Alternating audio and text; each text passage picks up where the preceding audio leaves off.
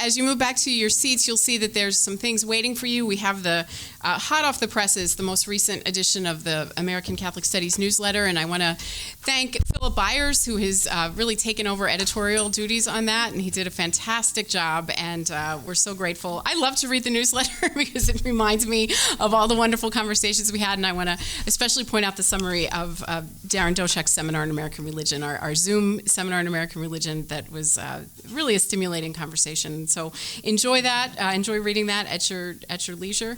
Also, our upcoming events this semester. I want to just also, as our panelists have done, thank Madonna and Shane for their work in organizing this, which we're trying to organize on ground terrain that was constantly shifting. We weren't quite sure what things were going to look like, so it was an extra layer of work, and we're grateful to them. I also want to just introduce briefly the people who are at the Kushwa Center this year. We're bursting at the seams in a great way. So I want to acknowledge Stephen Caith, who's back there. He's a postdoctoral fellow at the Kushwa Center. Philip Byers, already mentioned him. Rose Luminiello, who's been with us for a couple years, but was based in Aberdeen, Scotland, and in Rome, is now in our South Bend office. Maybe a bit less glamorous, but we're very happy to have her here. And then Jacqueline Romero, who has just joined us as a postdoc. So these are the people with the gold name tags. You can look for them if you have questions.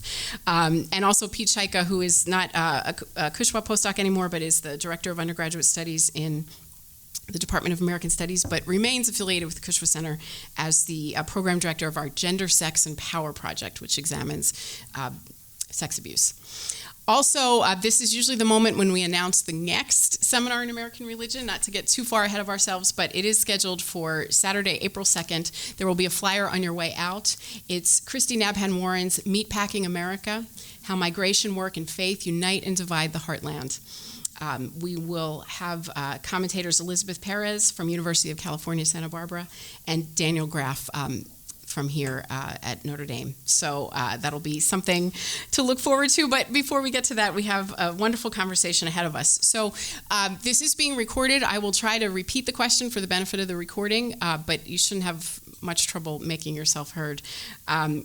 While we're thinking of questions, Kristin, if I could just ask what Jimmy Carter thought of the book.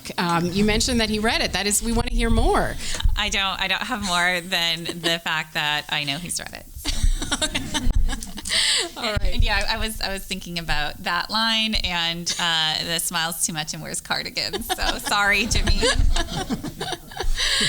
All right. Well, the floor is now open for questions, and if you would just remember to introduce yourself. When you ask your question, we'd appreciate that. Please, Ian. Hi, thank you so much for this wonderful and really important book. Ian, please just introduce yourself. Oh, sorry. I'm Ian Van Dyke. I'm a PhD candidate here in the History Department.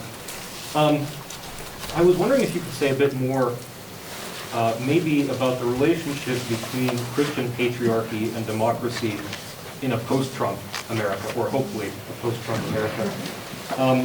You tell us how evangelicals have had a fraught relationship with many of the liberation movements of the 20th century, civil rights, feminism, gay rights. But I'm wondering what you see that relationship looking like going forward. And I'm thinking of folks maybe like Josh Hawley, who is himself an evangelical Christian, and perhaps, not coincidentally, wrote a book on Teddy Roosevelt. Yes, he did. So the question is about patriarchy in a post-Trump America. Well, that's a lovely phrase, isn't it? But maybe perhaps optimistic. So particularly Josh Hawley. Please. Yes. So I let me start by saying that one of the more surprising things, which probably shouldn't have surprised me, but it did as I was digging into this research, was just how important authority was. You go back to James Dobson, and I would argue that any history of 20th century American evangelicalism needs to center James Dobson, at least post-war evangelicalism, right? And it was all about authority, about asserting authority, about claiming the proper authorities, and it was patriarchal, and it was parents over children, and I found it rather chilling, to be honest, reading that, a guide to how to raise children. Bill Gothard, same theme, and realizing how incompatible that was with democratic norms and institutions. And here we can talk about presuppositionalism as well, that combines with this notion of authority, whether you go kind of hard Rushdoony or not. The idea that all truth is God's truth, and so people outside of those neatly defined, tightly defined religious circles don't have access to truth. Well, if they don't have access to truth, why would you want to empower them? And why would you want to empower them with a vote? And so I think there is a rather tight connection between Christian patriarchy, which is intimately connected to Christian nationalism, right? That's part of the story I tell, and authoritarianism. Now, I can say that now. 4 years ago, it was harder to say that, right? We're allowed to say things. We're allowed to go there just a little bit. But there is a huge spectrum here. And that's the challenge of looking at evangelicalism. There's the fringe. There's the Josh Hawley. What is the ordinary evangelical, nice guy? Where's he going to fall on this spectrum? What will he tolerate? What will he condone? What will he support tacitly or actively?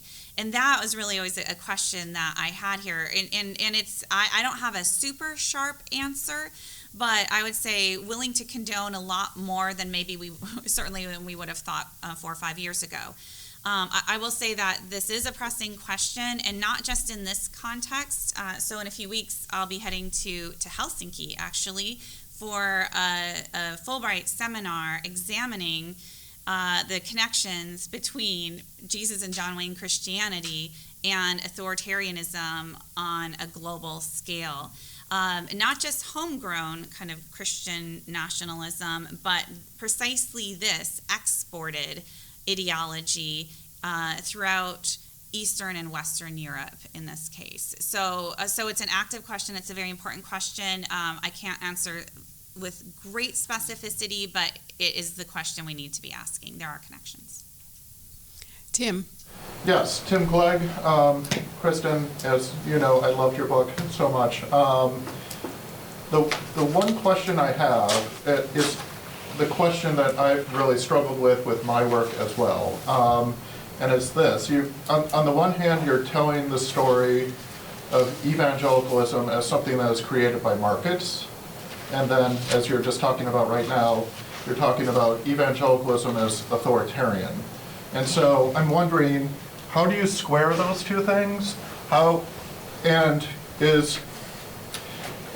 so in one sense, like, if the analogy, if the metaphor is the market, like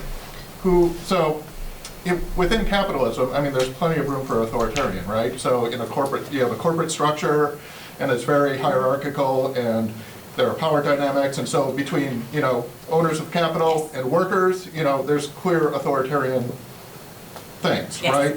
In markets, it doesn't quite work that way, right? Because, and I think one of the brilliant aspects of your book is you show that these so-called leaders aren't really leaders, right? That because if they deviate from supporting Trump, then all of a sudden their followers stop following them and they just move on to someone else who says what they want. So I'm wondering, so who are the consumers? Who are the producers? Who are the workers? Who are the owners of capital in this entire evangelical system? Oh, such a great set of questions. And first, let me say that yes, to point out the authoritarian structures, employer to employee is a key one in Rushdoony. But this is also the point where some men will push back because it will apply to them. Yes. Right, so they're cool with the gender hierarchies, absolutely, but this employer one, let me think about that, let's qualify that a little bit. But others will say absolutely. And then yes, defer to your religious authority, to your pastor, then your pastor defers as well. To a point, because the market also comes in here. So it's not a neatly structured hierarchy like we might have in the Catholic Church, obviously. There is power in this market, and so we have to talk about gatekeepers, right? We have to talk about, so who are the gatekeepers here? Focus on the Family is a massive, multi-million-dollar industry. Will make or break you. The Gospel Coalition, same thing, right? This is massive. I can talk about how I have my little, Twitter account and disrupt this. The scale is vastly still out of kilter, like little disruption. I mean, somebody asked me, so have you sold as many books as Eldridge did?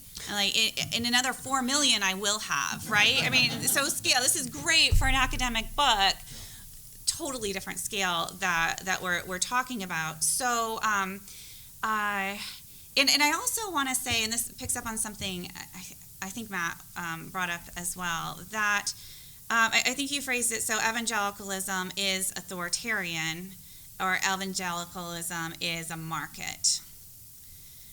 I don't think I would say evangelicalism writ large is authoritarian. Evangelicalism is many things, right? There were many books in the 1990s that did not promote patriarchy, that could not be characterized as authoritarian. When I told this story to you, you know this, when I was pitching this book, one editor who was reading the proposal said, what you have here is a new history of evangelicalism. And I said, no. He said, yes, it is. I said, no, it isn't. And we went back and forth. And I said, I am just pulling one strand through, and I want to examine that. It is not a history of evangelicalism. And then I went with a different publisher, and about 3 months later, as I was wrestling with the chapter, it suddenly dawned on me, I'm writing a new history of evangelicalism. And I felt so bad. I have apologized to the editor. He was cool with it. But it is and it isn't. It isn't. If this were a new history of evangelicalism, it would include those other, it would include the purpose-driven life. It would include all of the other parts of this culture that do not promote authoritarianism, that do not promote this patriarchy. But the whole thing is, how do these strands interact? And the authoritarianism, the harsh patriarchal stuff, is more palatable to people because it comes in as part of this bigger package, right? And so you are introduced to the world of evangelicalism through Focus on the Family Radio, and you're just tuning in as a stay-at-home mom to pass the hours and to get some helpful tips on raising kids, right? Over time, you develop this emotive connection and loyalty and identity connected with this imaginary community, and then with that, but it is a trusted authority, right? Trusted is a word used all the time in evangelical marketing, as you know, because you wrote the book on it, right? Still to today, you can trust us, guaranteed pure here, the whole package. And so when you have this lovely devotional literature and you have this purpose-driven life and you have all of this, and the same trusted distributors are also marketing, and this is the way you behave politically. It's incredibly powerful that way. So I don't actually, I mean, I wrote a piece a while back on, I don't know what it was called, Sweetness and Light or something, on Karen Pence and her role. I went to a Karen Pence political rally before the 2020 election, and I went into this space, and it was decorated exactly like Magnolia, Joanna Gaines, right? The evangelical decor, the Hobby Lobby decor, this is the topic of my next book, right? And it was in that context that Trumpist policies were promoted, and it was a Trump rally with this lovely decor. And those were not in conflict. They went hand in hand, just like in an evangelical marriage they ought to. Right, and so that's not a super precise answer, but it goes together. And then there still is this question of the authority of the market, right? And so who is publishing which books? Who is inviting whom to join them on a platform? When I talk with folks in the Gospel Coalition, making it to the main platform is everything. It establishes your authority. It sells a ton of books. And so there's incredible power operating through those relationships. And if you cross the lines, you are out. And Lifeway Christian Books won't carry you anymore, and you won't. And John Piper's not going to blurb you. They're not going to promote you. And it's this very, very tightly organized not tightly organized. The rules are there, and people know those rules on the inside. That's what I was trying to map out here. I mean, at some point in the research, I had amazing Calvin research assistants, 3 of them, who did just incredible amount for this book. We had big pieces of butcher paper in my office with sticky notes and Sharpie lines. Here's the Gospel Coalition Network, and they're connected to this, and this. And here's the SBC, and here's CBMW, and here's this guy blurb. And you could just map it out. You can see it all. That is, evangelicalism is a consumer market. Evangelical is also these networks, right, together. And they operate together. And that is where power is exercised, who is in, who is out. That's a rambling answer to a lot of super important questions. Please. Jillian Snyder, thank you very much for this book. And I've actually read it twice in the last year, just in different circles that I'm in. And one of the things that struck me both times is that the book gives a really, I think, good account of the rise of the Gospel Coalition and the sort of neo-reform movement. But and I'm thinking of this because I just finished Daniel Silliman's book, Reading Evangelicals, and his last chapter is on William Paul Young's best-selling book, 20 million copies, The Shack. And Silliman talks a lot about a movement that arises at the same time as the sort of Gospel Coalition, which is the emergent church, with similar figures. Here, Rob Bell, Donald Miller. And I was just wondering how the emergent church fits or does not fit into this narrative in this book. You know, that's a really, really great question. I love Silliman's chapter on William Paul Young, which he also situates in terms of the changing market, right? That the Shack didn't get mainstream Christian publisher, was not sold through these evangelical distribution networks, which points to things are changing dramatically. Generationally, and in part because of the changing distribution networks. The tight hold is not there anymore that was before that time. And so this also, if this were a history of evangelicalism writ large, I would engage that much more. I was pulling the strand of this connection between evangelical masculinity and militarism, and I do say it is a dominant strand, right? So how does that, what is the interplay with the emergent church? The emergent church was highly influential for a time, and then its influence has greatly diminished. And I think there we'd have to look at, it's not just consumer culture, but institutions do matter. And right, the power of networks goes so far, but all networks are not equal. And folks in places like the Gospel Coalition, in connection to the SBC, I think is important to point out, have been much more successful in how they have wielded their power than folks in the emergent church were.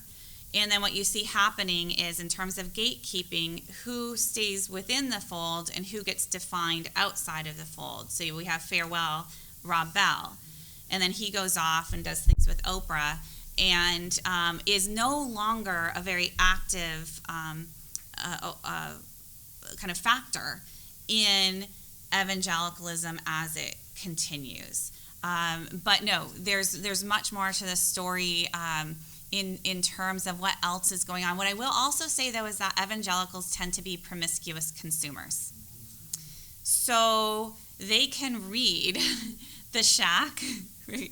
And the Shack works in part because of the decline of like theology, right? That the heresies that may or may not be in that book don't really surface to the majority of readers, and that's not really what it's about. So that represents a kind of shift here that I'm tracking as well in a different way. But evangelicals will be consuming multiple products at once, and then we can look at, okay, which ones end up actively really forming their religious and social values, and which ones are just kind of part of the mix.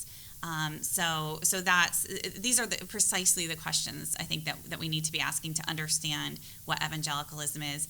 I'll say also on that point, I wouldn't say I offer a definition of evangelicalism. I'm more after description, which is it feels different to me. Definition feels a lot more static. A rubric, say, or that kind of applies throughout time. I'm moving very much away from that. I'm not trying to replace the Bebbington quadrilateral here at all. That's exactly the opposite of what I'm trying to do. But what if we want you to? Well, I heard Barry Hankins he's coined the Dumais. I don't know exactly how many points he's found in it, which is intriguing. I think he's presenting a paper on that, or did yesterday down at Baylor. But yeah, it's more description than definition, and that's purposeful. Peter. Peter Tucson, IUPUI, you talk, I guess I should take this off, you talk a lot in the book about images of Jesus, and this reaction against the sissified Jesus comes up a number of places. But The wusses, as I like to. The wusses, yeah. right, yeah, exactly. Which is so intriguing. But I was, in my history of Christianity class at IUPUI this past week, I was talking about literal images of Jesus. And so I got to thinking about that and how to fit that into this story. I mean, one image I showed, and this is with a nod to Tom Tweed, is from the National Shrine of the Immaculate Conception, where there's this imposing kind of Pantocrator image, but very different from the typical, where Christ is very masculine, very stern, flames of fire coming out from the image, which would fit with some of the masculinized images that are being called for here. But how do you square that with the fact that the dominant image, I think, still of Jesus, literal image, is still something more like Warner Sallman's softer Jesus? Yeah. I mean, is that what evangelicals are still consuming, even though some of them are calling for this more masculinized Jesus? They do not like the Warner Sallman Jesus. That is that is the Jesus they are talking about, who looks like he's in a Breck shampoo ad. Right. So they I had to look up what is Breck shampoo. It was quite the thing in the 70s, apparently, and it's true. There are some similarities if you look up some of those ads. So no, that is the flowing robes, the feminine features, the otherworldly glance. That all of that is exactly what they are rejecting. So yes, they've got other images I didn't include in the book because copyright was really dicey. It's kind of hard to trace like where these are coming from. But there are. If you just look, Google muscular Jesus, it's everywhere. One of the good ones is, I could ask for a show of hands. I don't know how many evangelicals or former evangelicals are in this room, but who had the Lord's Gym T-shirt. A lot of you know what I'm talking about. Some don't. Right? It's this Jesus' muscles bursting across Lord's Gym because, evangelicals have their version of everything. And that was like the most popular Christian T-shirt for men in the early 2000s. So there are many of these alternate actual images as well, even though I focused on the actual words that they use to describe. There are pictures that go along, and Jesus is, it looks very much like the kind of paintings that are going around right now about Donald Trump, right? Where his physique is much more impressive than it is in real life. That's the kind of muscular Christ. These bronze statues that I talk about at Focus on the Family, right? huge biceps and swords, and that's the image that they are trying to replace the softer, gentler model with. Tom. Tom Cassell. Oh, Tom Casselman would, well, you can. No, I think. Deference to authority is what we're, yeah, so, Tom Casselman, I'm going to assert my authority here. Two quick questions before I pass the mic. So the first is pushback from people who oppose this culture. Yeah. And it just seems so feeble in your narrative. And I'm wondering if you could talk more about the failure or the reasons for the weakness of the response. I mean, at Notre Dame, we think of evangelicalism in the context of you and George Morrison and Mark Noll, and you read this book and you think, wow, that's, we knew some of that, but your book really was very disturbing. Yes. Because of that. So that's one question, the pushback and whether there was any opportunity for successful pushback at any point. The other question I want to direct to Kathy and John McGreevy and ask whether they think that there are comparative points to be made about the developments inside the evangelical culture and what's happening inside Catholicism, because the same issues are there, the same media are there, the structure is very different, Yeah. and so Yeah. how does the kind of Catholic experience, using Kristin's book as a model, look when you take these things comparatively? I love both of those questions, and Kathy and I have talked about this already. So why was the pushback so weak? And I've talked with George about this because, I actually assign parts of George's 1983 book, Search for Christian America, from time to time when I teach U.S. history and U.S. religious history, which is Marston Noel Hatch pushing back against Christian nationalism from within conservative evangelicalism. I'm just rereading this weekend Scandal of the Evangelical Mind. Right there's various degrees of pushback. Scale again. How do we define evangelicalism? If we define evangelicalism primarily as a theological movement, then the leaders are folks at Fuller Seminary, are folks at Wheaton College, are the evangelical elite at Christianity Today. So that's where our focus is going to be, and that's where you will find some emphasis on some pushback against Christian nationalism, against the harsher edges of this militarism. You're going to see less pushback against patriarchy in those spaces. And so you're going to see, I think that there are many evangelicals who, although they may not personally embrace the harshest forms of Christian patriarchy that I trace here, would nevertheless believe that patriarchy is Christian.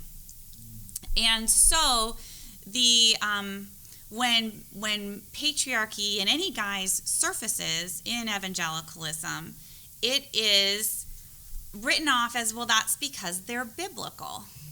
And that's because they respect biblical authority, right? And so it's kind of taken for granted. And so this core piece is excused or considered not a topic of historical analysis. That's just evangelicalism, right? And so one of the things that I'm doing, and this was informed by my first book, which was my dissertation here long ago, was as soon as you see that there is a long tradition of Christian feminism, right, anti-patriarchy within evangelicalism, within quote unquote, conservative. I have to use that in quotes all the time because Tim's sitting here. That among people who took the Bible very, very seriously and as authoritative, that you could interpret the scriptures in a way that says patriarchy is going against the will of God. As soon as you know that that is historically the case, then this kind of patriarchy has to be explained in its historical context. And I think that's what wasn't done by a lot of scholars of evangelicalism, by a lot of participants. And so there was a lot that was excused, that was accepted. So, somebody like Doug Wilson, well, he was on the right side of things that really mattered, and so we can kind of disregard all of this other awful stuff. John Piper, the same thing. So where were the boundaries drawn? Where were the alliances made? What was okay, even if you didn't agree with it? Blatant racism, turns out, was okay. Right? We have Christianity Today platforming, John Piper platforming somebody like Doug Wilson, blatant racism. That was somehow okay. So where are the boundaries drawn? Where are those lines drawn? So there's the emphasis on theology, which is going to direct you one place, and you're never going to be able to touch what's going on here. In fact, and I think many scholars of evangelicalism, or many people who are like fighting these theological battles, were largely oblivious to this whole other world of popular evangelicalism and populist evangelicalism. If you weren't tuning into to religious television, you wouldn't know this out there. If you have a job, as many of these male intellectuals did, right, by definition, you're not listening to Focus on the Family radio all day. Your wife is the one going to Family Christian Bookstore, right? And so here gender matters as well. And so I think this was the depth of this problem, if we can agree it's a problem, just the presence of this ideology, the power of this ideology. I don't think it was clear to people who, even those who were in a position to fight it, and they were often inclined to tacitly condone this because they deemed that they were on the right side of the battle against secular evils. And then there's the distribution question. And this is something that George and I have talked about too. So we have the Search for Christian America. We have the Scandal of the Evangelical Mind. We have all that. Those books aren't being read by the vast majority of evangelicals, right? So how do you had this good thinking, you had this, how do you get to the masses, which is in part, this story. So different approaches to that pushback. Part of it's market, but part of it is also, I think, unacknowledged affinities.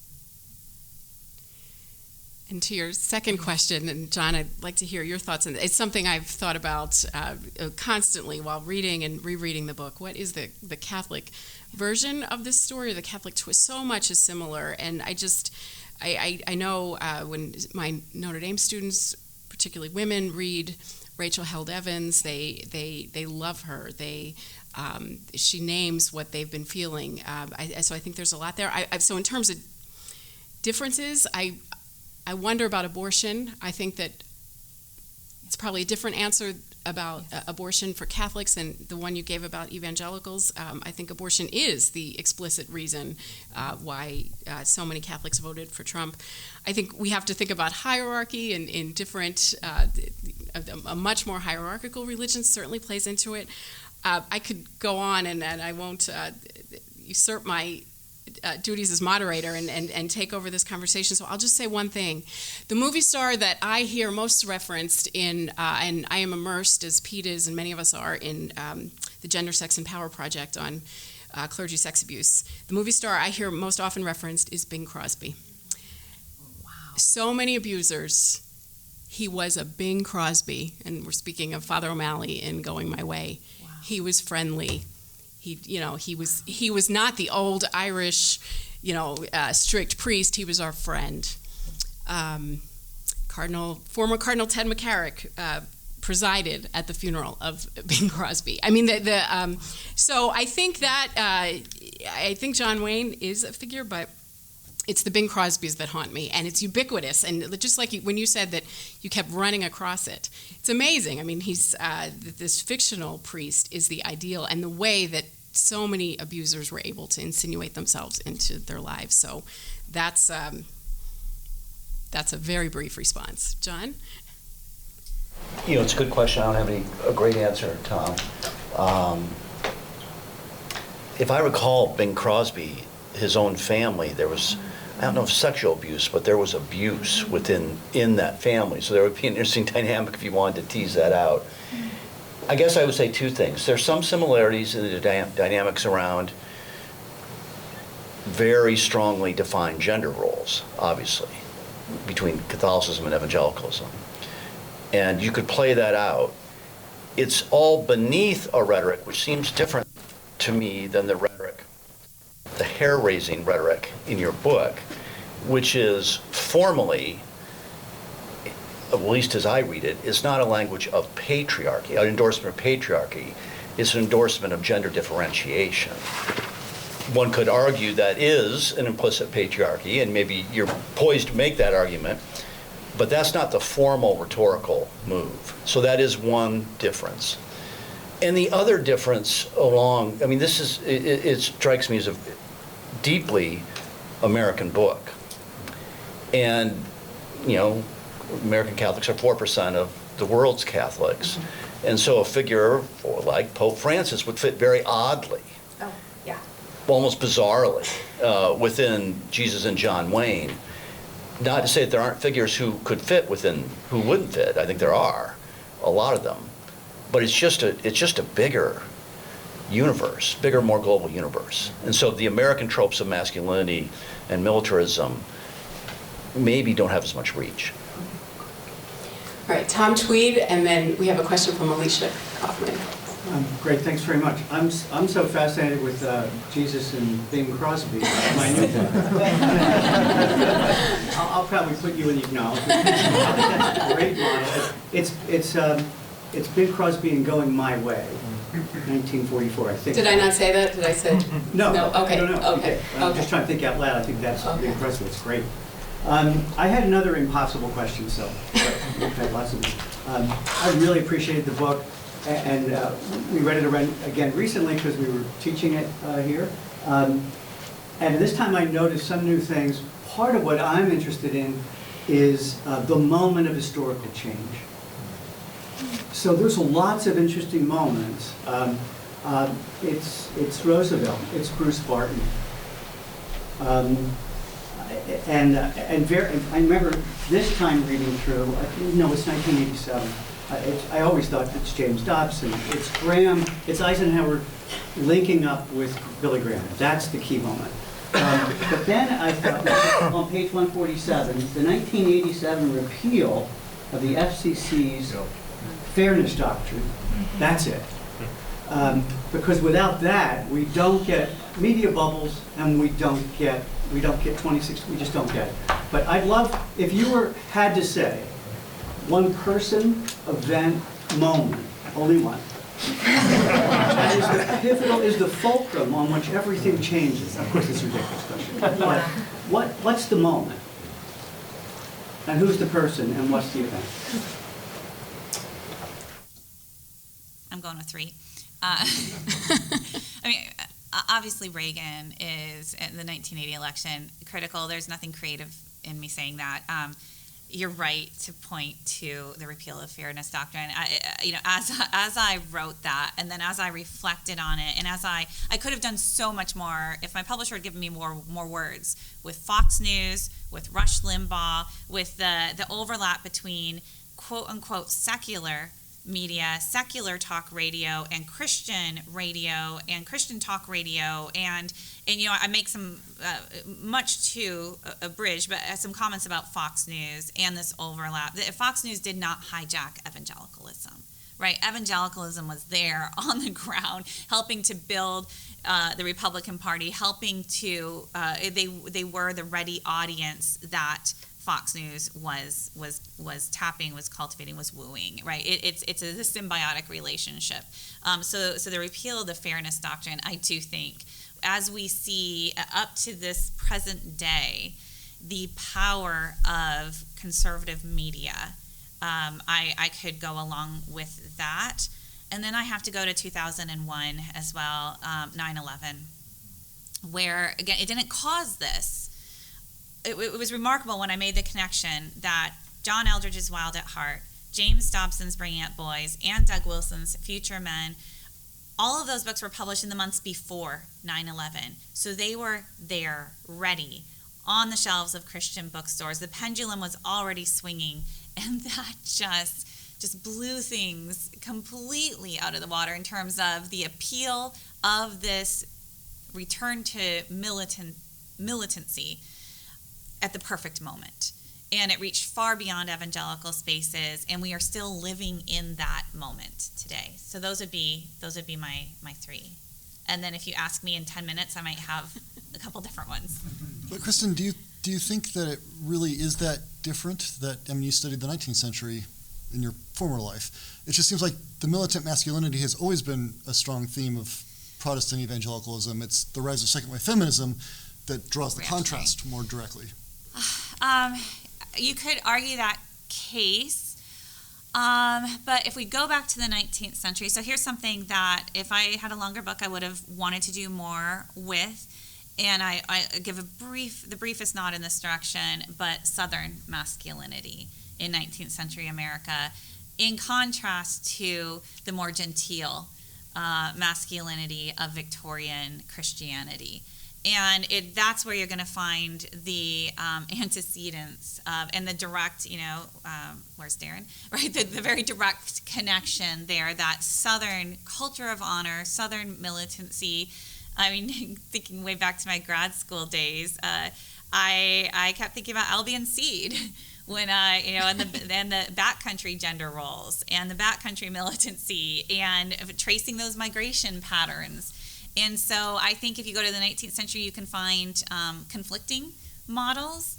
If you wanted to tell the story of continuity, you can. If you want to tell the story of change, you can do that as well. So that's how I'd engage the 19th century. But I could have done much, much more tracing that Southern masculinity as it combined with Christianity and morphed into this, what we see in Southern California in the 1940s and 50s and 60s.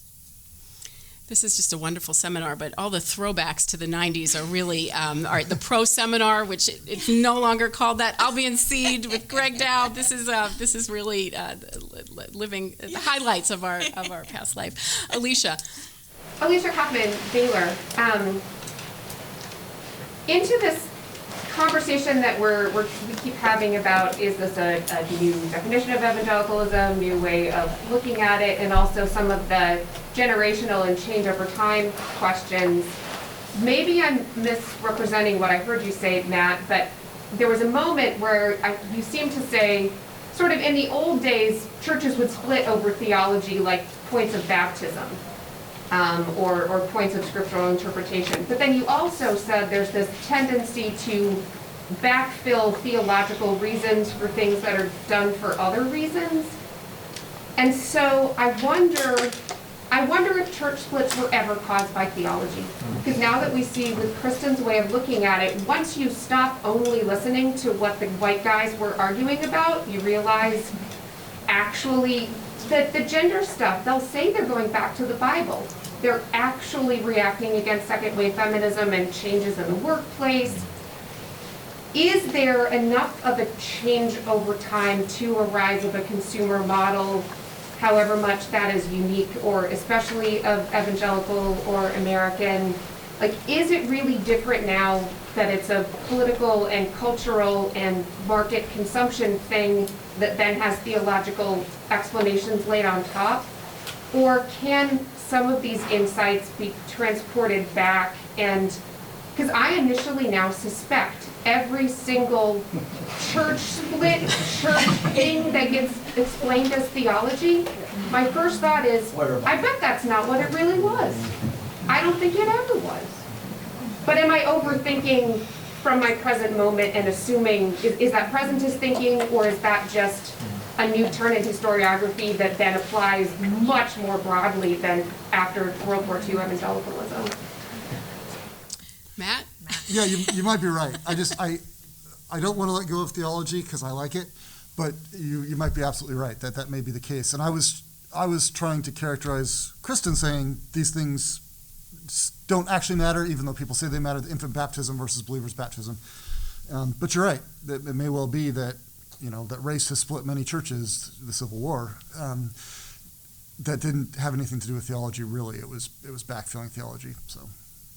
I think about this question a lot in terms of Catholicism, and I think that the discipline of historical theology is mostly theologians who do that. And I think that's why this kind of work is so important, to show how theology is constantly engaging and emerging in specific contexts. And I think theologians write books faster than we do, because we're in archives. And I think that, but it's so important. I think of Pete's work on conscience, and I think it's a great question. And I don't necessarily have an answer, except I think more historians should be writing historical theology. John, and then we'll go to... First, Kristin, congratulations. This is an amazing book, thrilling to read, and as someone associated with the department, how proud just everybody in the department is going to be to have read this book and see the enormous impact it's making. Just tremendous. One big picture question, and I love the book. I read it as a deeply internal book. That is, a kind of internal critique of how the evangelical movement has evolved, certainly within the last 30, 40 years. What I didn't see as much of is what I might call empathy for what evangelicals faced. So just a hypothetical. Imagine, well, we don't have to imagine, it's the world we had. So the world from 1960 to 1980, evangelicals in 1960 are not at the center of American culture, but with Pat Boone and other people, they're maybe not so far away. By 1980, they've lost the culture-shaping institutions. By that I mean Hollywood, elite universities, the New York Times, whatever minimal role maybe they had there. They are more minimal in public schools, and that's the cause of a lot of fights.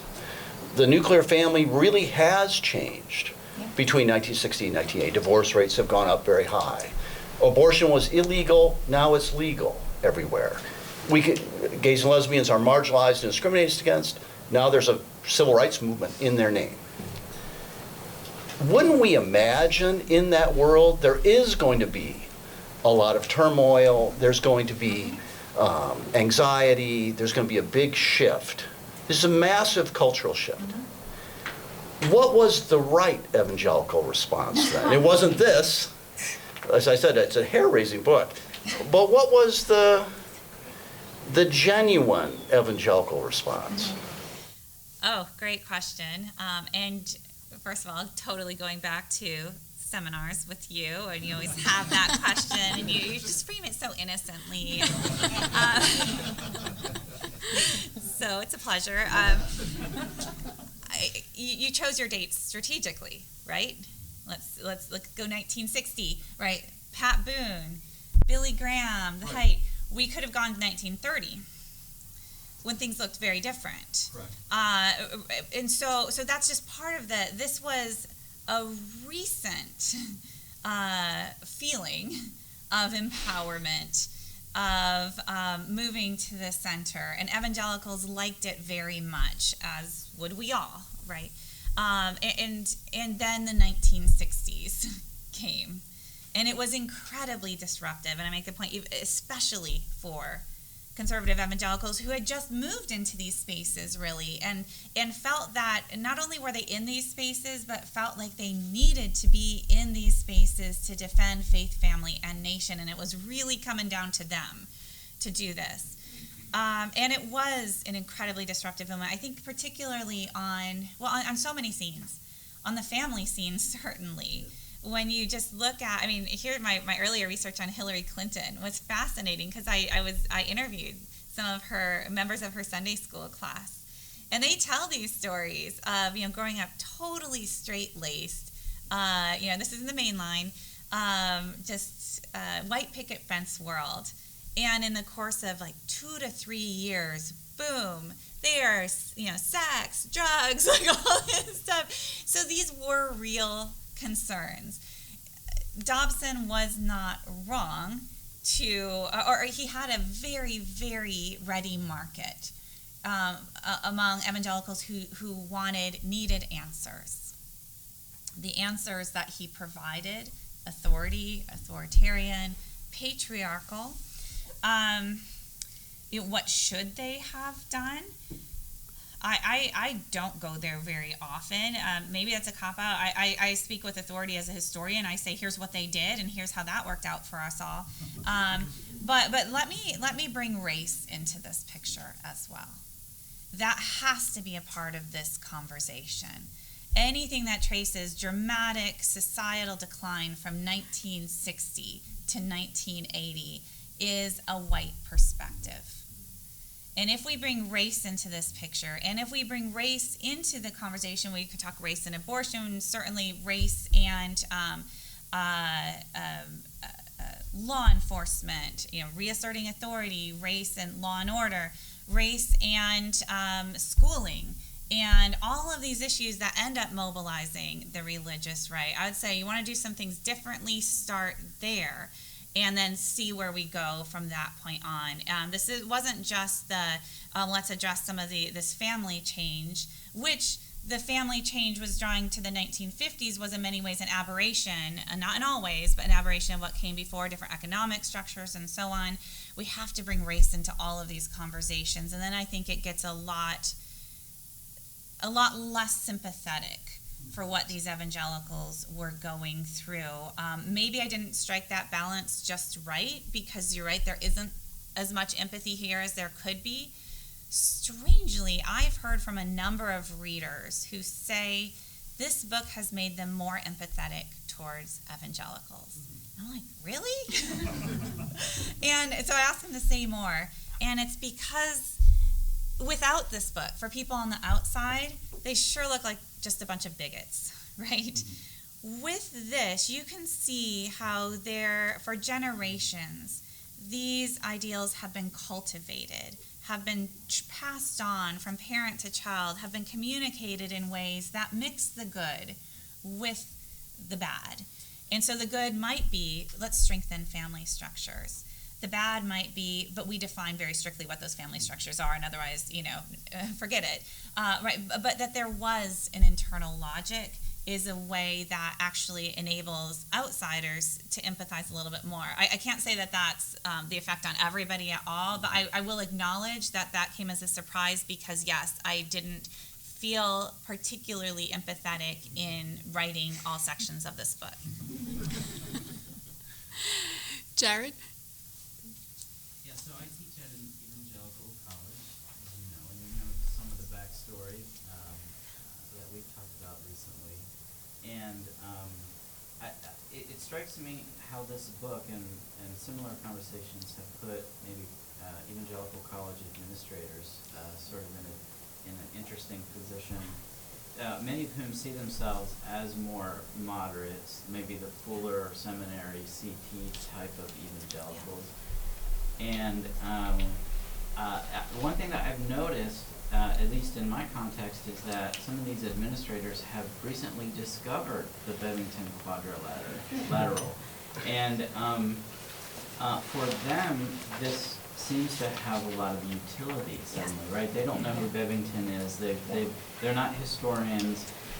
They're business administrators of colleges, and so they wouldn't have known it before in its true historiographical context, but suddenly now Bevington's quadrilateral has utility for them to say, well, we can be evangelicals, but not like that kind of evangelical. Yes. And it just makes me wonder, we've been talking about the shifting definition of evangelicalism, and it almost makes it seem like Bevington is, the page is turning on Bevington, but I wonder if there's a second life for Bevington for moderates who want to say, in a similar way, like some will say, I believe in like classical or historical dispensationalism, so that they can be dispensationalists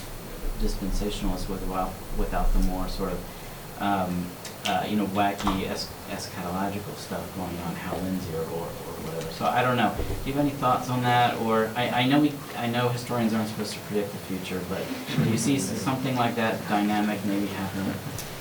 I mean, it's been happening, right? This is not new, and so there are ways, even admirable ways, to use the Bebington Quadrilateral, activist ways, let me say, to use the Bebington Quadrilateral. That's how it has been used. That's how it is being used by the National Association of Evangelicals. That's how it is being used by many evangelical historians who say, no, none of that. This stuff isn't real evangelicalism, right? Real evangelicalism is this lovely ideal. Let me introduce it to you. It's biblicism, respect for the authority of the scriptures. Go to the National Association of Evangelicals. You'll find the Bebington Quadrilateral right up front. What does it mean to be an evangelical? To take the Bible seriously, right? And which sounds lovely. It also implies that other Christians don't. So it's used in this aspirational sense to work toward laudable aims. For historians, that raises an intriguing question. To me, that feels an awful lot like brand protection. And it doesn't describe the reality in front of us. It describes what we wish we could see. And evangelical leaders, these elite white evangelical leaders at these organizations and institutions, have a lot at stake right now if they can assert this vision of evangelicalism over against the populist one. And so, sure, it's a tool in that arsenal. I'm maybe more comfortable with college administrators using this definition to push back, which to me feels like a whole different project than historians using that definition to say what is and is not evangelicalism. So I'm not comfortable with that. But then I would also complicate this by saying, what is biblicism? Really? Which Bible passages are they taking literally? And what do they do with this whole camel through an eye of a needle one? And, right? And all the other ones on poverty. And, there's a lot of selectivity in biblical authority and literal interpretation of the scriptures. So are we talking the same thing across those differences? And we're looking at biblical literalism, conversionism, crucicentrism. Who is your Jesus? Is the Jesus of Jesus and John Wayne the same Jesus as Black Protestantism, as Black evangelicals, right? Who can check off all of those boxes, right? This is what I say in the introduction. Do these things actually mean the same things in the end? If Jesus is so different, what does it mean to follow Christ? You can see it in activism, also very different. So those would be my cautions, even as I feel like I can still kind of root people on in those spaces who are essentially doing what I did right here in the subtitle, corrupted of faith. Again, a theological claim right there. There is a theological battle to be had, which is different in some ways from the task of the historian. And so I was actually really uncomfortable about using that phrase, not because it was sharp-elbowed, but because it is in some ways out of line with my job as a historian. Except, again, I justified it by saying speaking to them on their own terms to reveal what is otherwise very hard for them to see. Their claims to simply being Bible-believing Christians. That's what I want to get into, but I use that with hesitation. Jana. Jana Reed, the Living News Service. This book was fantastic for me, academically, personally, and I'm going to follow up with this question about asking you to predict the future with another question asking you to predict the future. So this week we saw the Southern Baptist Convention meeting collectively to try to cover its ask about the Church 2 movement, about sex abuse scandals. One of the things that I've gleaned from your book is this tremendous malleability of how masculinity is defined. There's a core, but then it is expressed in different ways meeting the needs of culture. And in the wake of the Church 2 movement and Beth Moore and what is going to happen now with evangelical masculinity, white evangelical masculinity? What do you think is sort of round the bend for them? I'm just going to repeat that for the recording. Jana Reese, what happens next? The unfair question that every historian dreads receiving, but an interesting one. And one, Kristin, you do the last sentence in your book, what has been made can be unmade. So you invited it in a way, the question. My editor gets complete blame for that. That was not in the near final draft. Fair enough. And he came back and said to me, and he's from completely outside of these spaces. He said, like, it was so rushed. Moved up the deadline by 4 months, 8 months out. Right, this was an incredibly rushed project. And let me give a shout out to all of the people in this room who read drafts, one who stayed up all night to read a draft on a very quick turnaround.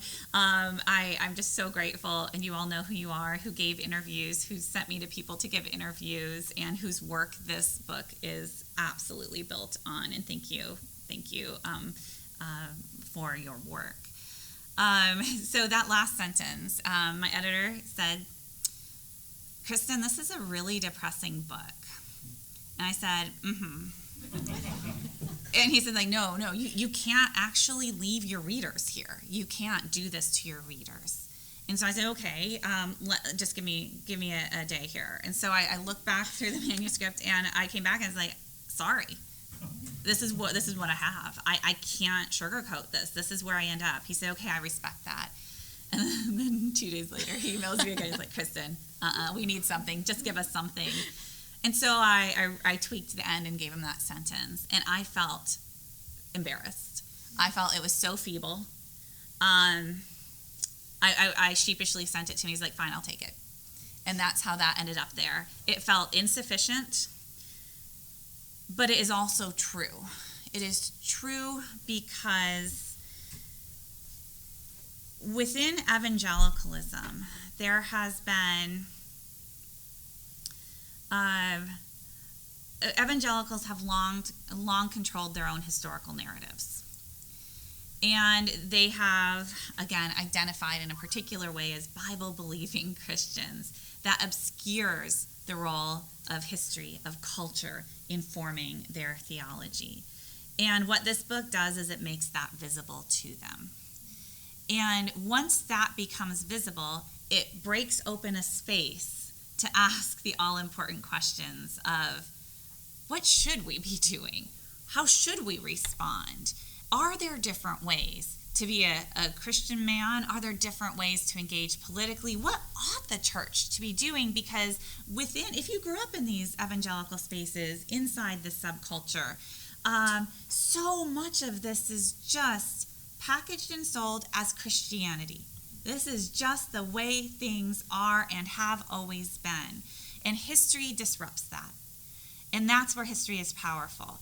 And so people now have eyes to see. I've heard from many survivors in the SBC, some people who are in this last chapter, right, who can testify to that, having personally experienced this and run up against these power structures. And just other evangelicals too, women and men, who now can place their stories as part of this larger story is incredibly empowering, actually. But none of that got to your question of, so that's what was once done might also be undone. There is a power in history, I think, and it's particularly powerful right now as a disruptive force for evangelicals because they have so whitewashed their own history for so long. And that's why this book is so disruptive in those spaces. So what is next? Again, the generational thing, this model of masculinity has less purchase among the upcoming generation. Certainly, I don't know what it will be replaced with. It does not have much diminished power yet, because the up-and-coming generation does not wield the same power institutionally as the Jesus and John Wayne folks, and not just the leaders of organizations and institutions. To get back to Jared's point, the constituents, the donors, right? And so what I'm seeing happening right now across evangelicalism is, as Setzer has used the phrase, the evangelical reckoning. I get letters every single day from people like in the throes of this reckoning in a personal sense. What have I done? How can I undo this? Institutionally, it's not so rosy. There's a lot of pushback right now in Christian schools, in Christian colleges, pushback against this ideology, right? Let's bring the Bebington Quadrilateral. There's a different way to be an evangelical. There's a different. I'm seeing very little success in challenging the status quo in these spaces. Instead, what I see is a lot of burnout, people losing their jobs, getting pushed out of their jobs, giving up, and withdrawing. And here we can see Beth Moore, Russell Moore, and fighting the good fight and then walking away. I'm seeing that grassroots on up, which means the institutions remain largely the same, if not more reactionary. Now, what's happening in the SBC in the wake of Me Too, Church Too, and in light of social media, there are much higher levels of accountability right now. And what used to play out in a boardroom is now it's being live tweeted. And so that's where I see some change potentially taking place. And yet, institutionally, I'm having a hard time thinking of a powerful evangelical institution or organization that has dramatically rethought who they are and what they want to do. I just see a lot of people leaving. Yeah, and not as many as you might think when given social media and the media loves the stories of the decline of white evangelicalism. We just had that survey out like 3 weeks ago. I think that, okay, yes, 2% of people who 4 years ago identified as evangelicals no longer do. 6% who didn't identify now do because they like this evangelicalism as it's being presented, the Trump evangelicalism. They say, oh, I guess I am an evangelical because I'm on board with that. Yeah. We're coming to the end of our time together this morning, and I want to give our panelists a chance to say a final word if they wish. So this will be our last question from Tim. Tim Ertle from Bethel University, just next door. And there was an older historiographical debate between Don Dayton and George Marsden, where Don liked to present a populist, radical evangelicalism versus the upper class Calvinist elite that was more conservative and drove the scholarship. Calvinists still drive the scholarship. Kudos to you. What happened, though, and part of it is the great reversal and those kinds of stories, but what happened that so many of the key leaders of patriarchy came out of the very milieu that Dayton was defending? For instance, I believe James Dobson comes out of the Nazarenes, but you could tell that story over and over. And some of the most rabid Trump supporters are now Pentecostal people who at one time were on the radical fringe with a deep critique of bourgeois society. And what brought that shift? Yeah, I mean, you've identified a weakness of the book, which is not giving enough attention to the charismatic tradition. And what's interesting, though, is when I've talked with scholars of Pentecostalism, with Pentecostal leaders, they don't see that. They don't pick up on that as a weakness because they say, "Oh, this is our story. Like this is our story. This is exactly what's happening." It isn't. It isn't because there still are, especially around gender and around race, there are alternate strands there. So I don't know that I could give the direct line between this early 20th century kind of Wesleyan populist versus Calvinist, except say that those categories just don't hold in the same way. And so you have Calvinists still in the seminaries, certainly, and then also influencing the SBC, and then also influencing popular evangelicalism through the story. And in the Wesleyan spaces, you have, and in the Anabaptist tradition, you have deep exposure to this post-war popular culture, so that these traditional distinctions end up mattering a whole lot less, and kind of new affinities emerge around patriarchy, around these social and political issues, which doesn't mean all Wesleyans have caved in this respect, but many have. And I think it's the Anabaptist tradition that is particularly intriguing, because they should not be embracing a militant version of Christianity, and yet the majority are today. Right, so there you see this real tension. So I don't know that I can offer the complete explanation, but that's the patterns that I see. So a lot has changed. Well, and for the Pentecostals, the price of admission into mainstream evangelicalism was silencing their women. I mean, Foursquare and the Assemblies of God both did it together at the same time in the 40s and the 50s. It was cut down the radicalism, the egalitarianism, put on your suit and tie, go to your segregated hotel, and then you can be invited to join the NAE. Yeah. Well, what a fascinating morning, and thanks to everyone for the questions. Thanks especially to our panelists for getting the conversation started, for asking some really thought-provoking questions. And Kristin, just fantastic. Your responses, your engagement with your sources and with this conversation is just really wonderful. And we've all learned so much today, even more than you taught us with this book. Is there anything that our panelists would like to say as kind of a final word, Matt or Emily? Emily, I hope you'll come back. I remember we had a colleague of ours in economics who also didn't care about religion, and he commented on when we discussed Kate Bowler's wonderful book on the prosperity gospel. And he was a convert after that, and he said, wait, this happens twice a year? You spend 3 hours on a Saturday morning discussing a book? What do you think, this is a university or something? And I think it's so true. This is just such a wonderful seminar and deeply engaging conversation. So we're so grateful that you were able to join us, and you're welcome anytime. Anything, or you want to closing thoughts, Matt? No, thank you to Kristin for such a wonderful book. Okay, then we'll let Kristin have the final word.